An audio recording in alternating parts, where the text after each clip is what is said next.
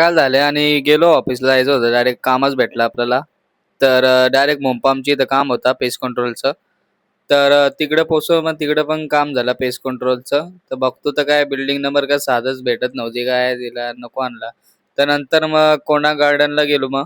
तिकडं पेस्ट कंट्रोलचं काम होतं. सेकंड का थर्ड सर्व्हिस होती वाटतं. तर तिकडे पण काम झालं. नंतर गेलो आर्यन दुपारच्याला. नंतर बोललो कॅमेऱ्यामध्ये कोण आहे? बोललो मीच आहे बाबा, मीच आहे. इज्जत आहे. मग नंतर बोललो संध्याकाळी जायचं होतं पार्सल मारायला. जास्तच लोड आलेला दिसतंय. हा बघ कसं बघतो. बघत राहिला काय करतो नाही करतो.